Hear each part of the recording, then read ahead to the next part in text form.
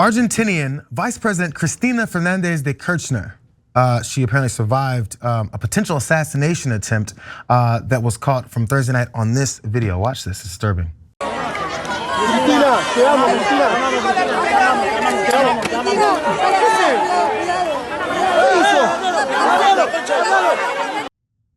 A scary moment that didn't come out the way that potential assailant wanted it to. And in fact, President Alberto Fernandez responded to it and pointed these things out.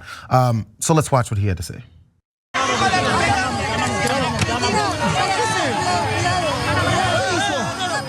En el día de hoy, poco después de las 21 horas, un hombre atentó contra la vida de la actual vicepresidenta de la Nación y 2 veces presidenta constitucional, Cristina Fernández de Kirchner.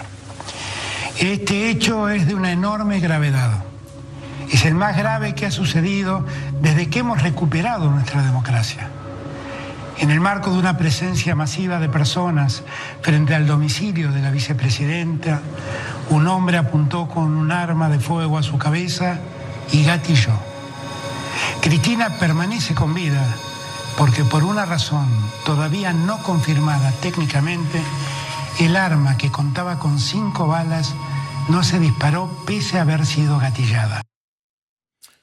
For those not able to see some of the subtitles and also don't speak the language, one big part about that point he was talking was he said Christina's still alive because for reasons that have not yet been confirmed technically, the weapon, which was loaded with 5 bullets, did not fire.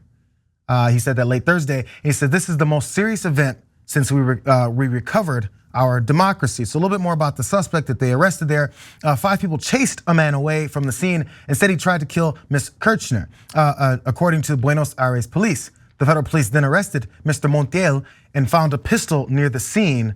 The Buenos Aires police also said that as well. Now, they arrested, his full name is Fernando Andres Sabag Montiel. He's 35 years old. He's also a Brazilian man who's living in Argentina, and they arrested him in connection with that attack. Now, for some of the potential reasons behind this, which I guess we can only say in speculation right now, here's some of this political motivation. Ms. Kirchner, who's 69 years old, was Argentina's president from 2001 to 15. And the first lady from 03 to 07 with her husband, Nestor Kirchner, when he was president. Their political power was so strong in Argentina that it gave rise to Kirchnerism, a left-wing movement that remains one of the most powerful political forces in the country.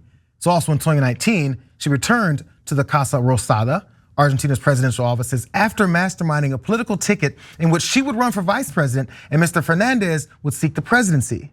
Mr. Fernandez is not expected to run for re-election next year because of dismal approval ratings amid the spiraling inflation of Argentina's economy. Also, despite being reviled by the right in Argentina, she is still adored by a large portion of the country. Many political analysts have been speculating that Ms. Kirchner could try to return to the presidency as soon as next year. I guess the question could be, are people trying to think and push away from this or discourage it? Who knows? I think they're still trying to figure that out. Yeah, so first of all, that video is super scary.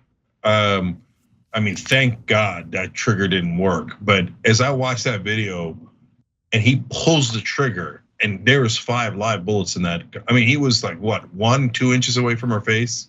Imagine what would have happened. That is so scary. So now to the politics of it, she's left wing and she's very popular. That is exactly the type of person that gets assassinated worldwide. And there's a reason for that. By the way, not just worldwide, here in America. Who are the folks who have been assassinated? John F. Kennedy, Bobby Kennedy, Martin Luther King, Malcolm X, Fred Hampton, all left wing, okay? And because the right wing that has a ton of financial interest in making sure progressives and the left wing does not win, always seems to find someone who will pull the trigger.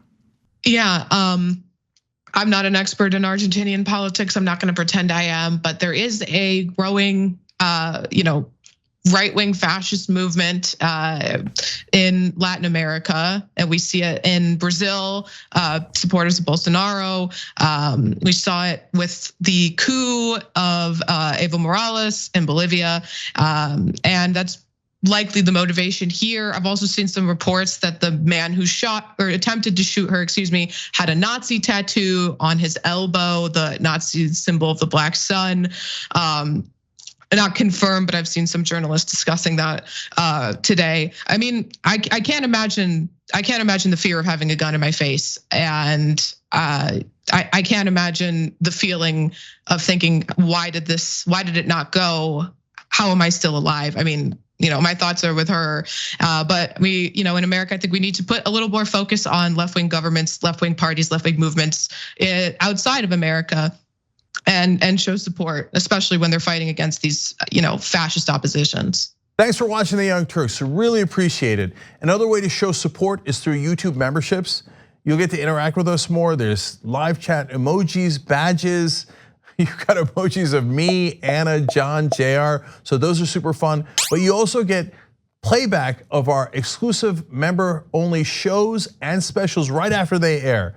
So all of that, all you gotta do is click that join button right underneath the video. Thank you.